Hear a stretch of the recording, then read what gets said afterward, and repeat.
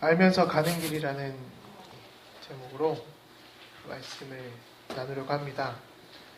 방금 불렀던 찬양이 어린이 주제로 하는 찬양이거든요. 근데 이게 왜 어린이를 주제로 한 찬양인지 잘 몰라서 그렇긴 한데 그 찬송가의 분류를 보면 어린이라고 이렇게 나와 있습니다. 이 노래는 또 명동 가면 자주 들으실 수 있는데요. 큰 십자가 되신 분들이 이 노래를 잘 부르세요. 그렇다는 겁니다. 네. 이번 주에는 304인 목회자 세월호 특별법 제정을 위한 304인 목회자 기도회도 있었고요. 월화 또 감리교신학대학교 총동문회도 있었습니다. 그래서 거기 가서 소기의 성과를 가지고 왔죠. 보니까 그 증서를 보니까 2015년 1월부터 12월까지더라고요. 당장 주는 게 아니라 내년부터 주고 2015년 내년 1월부터 12월까지 나서 우선은 목사님한테 전화를 드렸고요. 주신다고 했으니까 교회로 헌금하려고 합니다. 그래서 30년도 됐고 저희 가족이 뭐 한 게 없는 것 같아서 이제 헌금을 하려고 하고요. 이관태 목사님은 가서 농도 생연라면 2박스 그렇게 타오셨습니다. 다음 주에 또 안 좋은 청년은 아무것도 못 탔고요. 그냥 운전만 하다 왔습니다. 그렇게 한 주간을 지냈습니다. 그래서 요 며칠 가을 하늘로 주변 세상이 좀 푸르렀죠. 특히 지난 월화 경주의 푸른 산과 강 그리고 코스모스 군락이 있더라고요. 오늘 주보에 나온 그 사진이 코스모스 군락 경주에 있는 사진입니다. 군락을 보면서 내 눈과 마음을 치유하는 시간이 되었습니다. 역시 자연의 색은 인간의 마음을 치유할 뿐만 아니라 인간의 마음까지도 같은 색을 물들게 하는 것 같습니다. 그래서 값없이 주는 은혜가 바로 이것이구나 라는 생각을 하게도 됐습니다.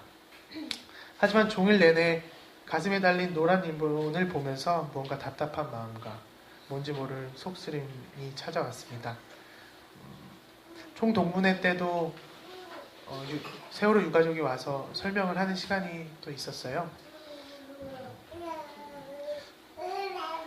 그거 끝나고 나서 계속 우시더라고요.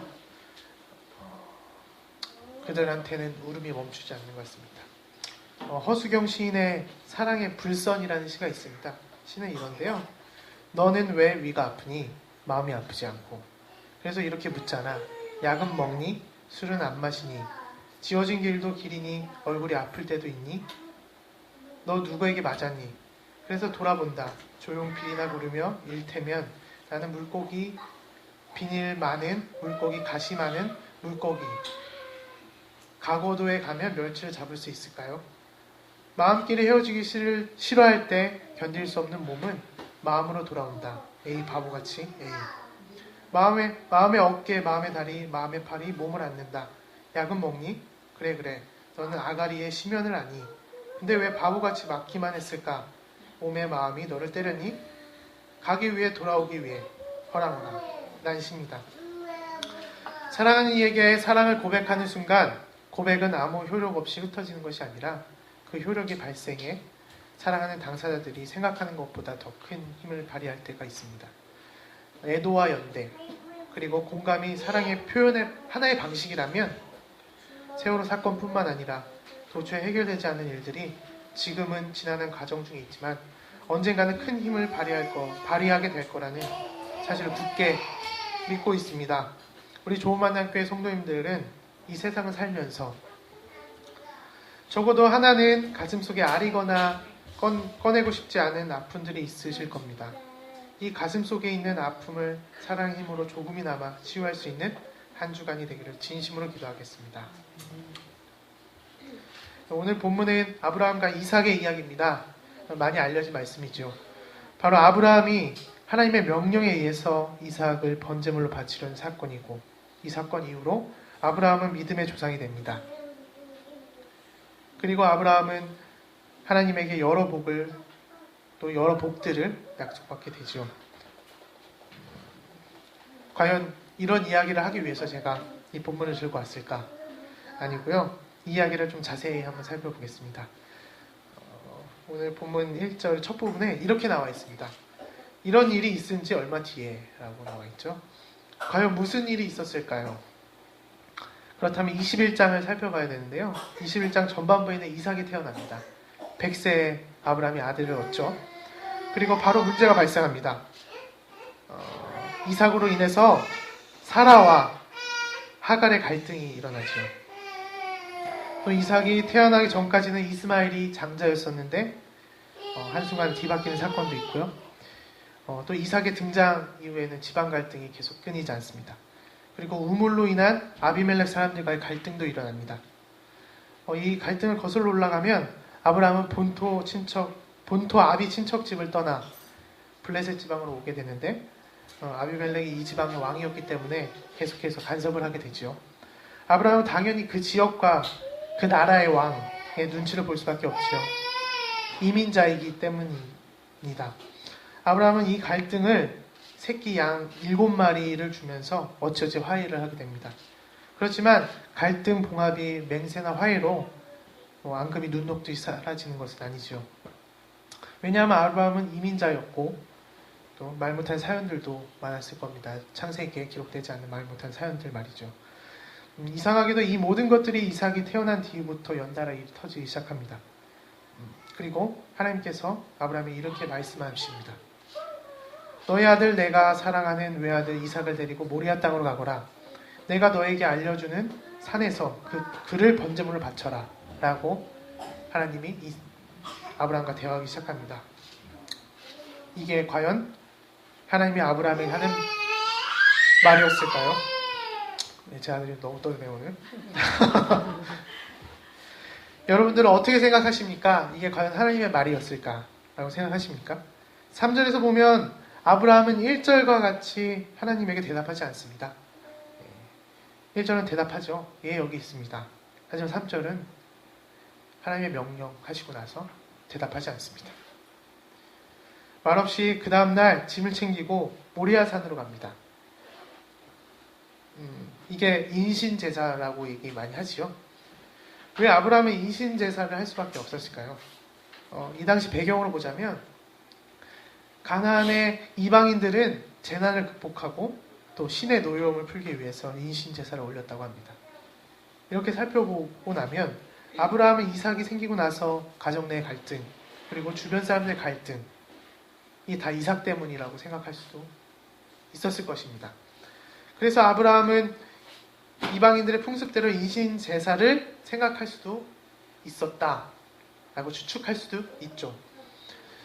1절을 다시 한번 돌아오면 시험이라는 단어가 있죠. 이 시험이라는 단어가 70인역에서는 헬라어로 쓰여져 있었는데요. 헬라어로 쓰여져 있죠. 헬라어로 이를 페이라스모스라고 하는데 이 뜻은 유혹, 시련이라는 뜻으로 더 많이 쓰입니다. 한마디로 아브라함은 인신제사의 유혹에 사로잡힐 가능성도 있다라는 것입니다. 인신제사로 갈등을 봉합하려고 하던 아브라함이 이것이 하나님의 명령인지 아니면 유혹인지 사탄의 유혹인지 이 상황은 전혀 납득이 가지 않는 상황이면 틀림없다라는 겁니다. 우리가 생각하기에는 말이죠.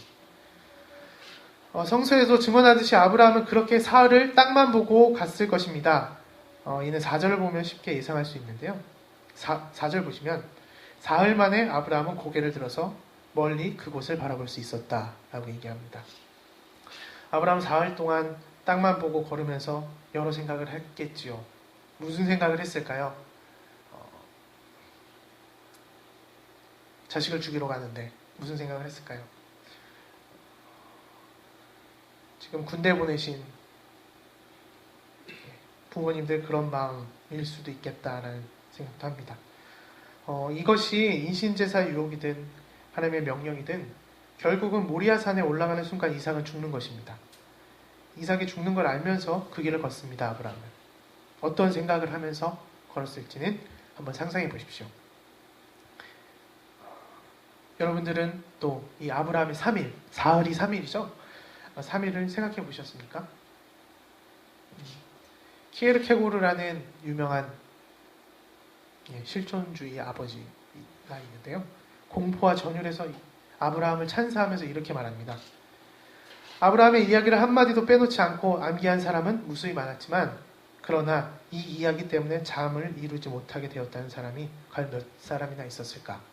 라고 묻습니다. 그리고 또 이렇게 말합니다. 헤겔, 철학자 헤겔이죠. 헤겔의 이야기란 어렵다고들 한다. 그러나 아브라함의 이야기를 이해하기란 식은 죽 먹기보다 쉽다라고들 한다. 헤겔을 넘어서서 나아가기란 하나의 기적이지만 아브라함을 넘어서서 나아가기란 가장 쉬운 일이라고 한다. 그런데 아브라함에 관해서 생각해 보려고 할 때면 전혀 속수무책이 되어버리고 한다. 순간마다 아브라함의 생명의 내용인 저 무서운 역설이 눈에 띄고 순간마다 나는 퇴짜를 맞고 아무리 정열을 기울여도 나의 생각은 거기로 헤치고 들어갈 수 없고 머리카락 한 올의 폭만큼 나아갈 수 없다. 나는 어떤 전망을 얻어보려고 근육 하나하나를 긴장시켜 본다. 그런데 바로 그 순간 나는 마비되고 만다. 라고 얘기하고 있습니다. 광화문 광장에서 24일 동안 단식한 새정치민주연합 국회의원이죠. 정청래라는 사람이 있습니다. 24일 동안 단식을 마치면서 이런 말을 했습니다. 저는 세월호 유가족들의 마음을 1000분의 1밖에 이해하지 못한 것 같습니다. 라고 얘기합니다. 생각해보면 저도 그들의 마음을 헤아릴 수 없습니다. 그래서 그런지 몰라도 이들에게 그냥 한없이 빚을 진 느낌입니다. 인간의 도리로서 그리고 이제 부모된 한 사람으로서의 입장으로 말입니다. 제가 항상 규현이의 손 얘기를 많이 하죠. 손도 바꿔주고 싶은데 목숨까지도 바꿔주고 싶다라는 생각이 들기도 합니다. 모르긴 몰라도 아브라함은 이삭에게 평생 빚진 마음으로 살았을 것입니다. 이삭도 이날을 잊지 못할 것이죠. 내 자식이 죽는 줄 알면서 가는 길은 어떠했을까요? 그렇다면 분리할 줄 알면서 가는 길은 어떠했을까요? 계란으로 바위치기를 하는데 그 심정은 어떠했을까요? 상상할 수도 느낄 수도 없는 감정입니다. 지금 아브라함의 심정은 누구보다도 세월호 유가족들이 제일 잘 알고 있을 거라는 생각도 합니다. 이 알면서 가는 길, 여러분들은 얼마나 이해하실 수 있으십니까? 6절 보시면요. 마지막 창세기 기자는 이렇게 말합니다. 두 사람은 함께 걸었다. NIV 성경은 이렇게 나옵니다.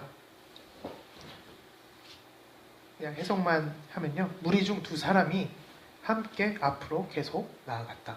라고 말입니다. 이 둘은 다 알면서 그 길을 함께 올라갑니다. 이삭도 어느 정도 이제 눈치를 챘겠죠. 그 길을 알면서 함께 올라가게 되는 그 순간순간 1분 1초 이 성서를 묵상하면서 세월호 유가족들이 그런 1분 1초가 그런 마음이 아닐까, 아브라함과 이삭이 모리아산으로 올라가는 그 마음이 아닐까라는 생각도 합니다. 모리아산까지 올라가는 동안 이 둘은 동반자이고 또 각자의 역할을 충실히 하는 사람들, 특히 한 사람은 등짐을 지고 한 사람은 칼과 불을 들고 각자의 역할을 행해야 합니다. 그래야 제사가 이루어질 수 있습니다. 등짐이 없으면 제사를 이루어질 수도 없고요. 칼이 없으면 이삭을 죽일 수도 없고요. 불이 없으면 번제를 드릴 수도 없는 그런 상황이죠. 그리고 모리아산에서 하나님을 만납니다. 오직 하나님과 아브라함, 그리고 오직 하나님과 이삭으로서 말입니다. 존만학교 성도님들은 이렇게 하나님을 만나고 싶으세요? 어느 순간 이렇게 만날 때가 있어야겠죠. 이렇게는 안 만났으면 합니다. 저도. 네. 여러분들도 이렇게 만나시지 않았으면 합니다. 말씀을 정리하면요. 시험이란 단어죠. 히브리어로는 바한이라고 합니다. 이는 시험하다 뜻보다는 증명하다라는 의미가 더 강합니다. 증명하다는 의미가 더 강합니다. 아브라함이 모리아산으로 올라가는 것은 증명하기 위해서 올라가는 것입니다. 모든 갈등의 시작이 이삭 때문에 일어난 것이 아니고 이 모든 것들이 이삭이 죽는다고 해서 해결되는 것이 아니고 그런 사실도 깨닫게 되는 것이죠. 그러면 인신 제사는 필요 없는 것이죠. 인신 제사는 다름 아닌 본인 자체가 제물이 되어야 한다는 사실을 깨닫게 된 순간입니다. 네, 그것도 용서하시고 하나님은 뒤에 보시면 양을 갖다 놓으시죠. 그리고 아브라함은 모리아산에 내려가는 순간 시험이 끝나지 않는다는 사실도 또한 깨닫게 됩니다. 알면서 가는 길을 가야 하기 때문입니다. 이 알면서 가는 길이 무엇이냐? 가정 내에 갈등이 있는, 계속해서 갈등이 첨예하고 갈등이 계속해서 일어나지만 그런 것을 해결하기 위해서 아니면 버티기 위해서 알면서 가는 길. 지역 내 갈등은 계속해서 있겠지만 해결하거나 그 갈등을 몸소 체험하거나 그 갈등을 모든 것을 온몸으로 받아들이기 위해서 알면서 가는 길을 가야 한다는 사실을 알게 됩니다. 해결이란 말이 어울리지는 않는 것 같다는 생각도 듭니다. 해결의 열쇠는 아브라함에 있는 것입니다. 모든 갈등의 열쇠는 우리한테 있는 것이기도 하지만 청와대에도 있는 것이고요. 대통령에도 있는 것 같습니다. 네. 실패하려고 가는 길이고 불편하지만 가는 길이고 억울하지만 가는 길이 알면서 가는 길입니다. 예수님도 그렇게 가셨지요. 그래야 우리도 하나님을 만날 수 있습니다. 이렇게 만날 수 있는 거죠. 그제야 우리는 하나님의 뜻을 알 수 있습니다. 같은 아픔을 겪는 사람이 제일 잘 압니다. 하지만 적어도 기독교인이라면 아픔을 당하거나 고난을 받는 이들의 마음을 적어도 상상할 수는 있어야 합니다. 그래서 아브라함 본문을 하나님이 그렇게 보내주신 것이 있겠지요. 이것이 적어도 예수를 따르는 사람이라면 최소한의 예의가 아닌가 싶습니다. 중세 영성가 노리치의 줄리안이라는 사람이 있습니다. 사랑의 계시라는 책에서요, 3가지 상처를 마음에 품고 있어야 예수님과 하나님을 만날 수 있다라고 말합니다. 이 3가지 상처가 무엇이냐면요, 참된 통회의 상처, 깊은 동정심의 상처, 하나님을 향한 진지한 열망의 상처, 이 3가지가 있어야 하나님을 만날 수 있다는 겁니다. 이를 통해서 기독교인의 역사, 곧 사랑의 역사가 일어날 수 있다라고 말합니다. 상처를 품고 그 상처를 안고 상처를 받을 줄 알면서 가는 길, 그걸 알면서 계속해서 가는 길, 그것이 기독교인의 사랑입니다. 좋은 만남교회 성도님들은 알면서도 가는 길을 걸을 자신이 있으십니까? 아멘 몇 분 나오셨네요. 네. 이 목사님은 항상 알면서 가죠, 그 길을. 네. 두려우실 것입니다. 또 포기하고 싶을 때도 있겠지요. 그게 비단 사회운동을 하거나 혁명을 얘기하거나 그렇지 않습니다. 가정에 가거나 불편한 사람을 만나거나, 우리 청년들은, 특히 좋은 만남교회에 나오는 청년들은 사는 게 고난이죠. 네, 고난이면서 사는 게 고난인데, 알면서도 가는 그 길이 적어도 두려워지는 않았으면 합니다. 또 내가 필요한 곳에 가서 하나님의 뜻을 알게 되기를 간절히 기도하겠습니다. 마지막으로 레비나스라는 사람이 있습니다. 사랑을 이렇게 정의합니다. 어떻게 정의할 것 같아요? 되게 어렵게 정의할 것 같죠? 이름이 되게 어렵잖아요, 레비나스. 네, 아닙니다. 먼저 하시죠, 선생님. 이게 사랑입니다. 네, 레비나스가 사랑을 이렇게 정의한답니다. 먼저 하시죠, 선생님. 네, 이게 사랑이라고 합니다. 옆 사람과 사랑을 정의해 보겠습니다. 다 같이. 옆사람과 먼저 하시죠, 선생님. 네, 먼저 하십시오. 네, 이게 사랑입니다. 네, 우리가 먼저 함께 걷는 이 길을 걷기를 또 좋은 만남 교회가 하나님의 사랑으로 또 먼저 걷는 그 길이 되기를 간절히 기도하겠습니다.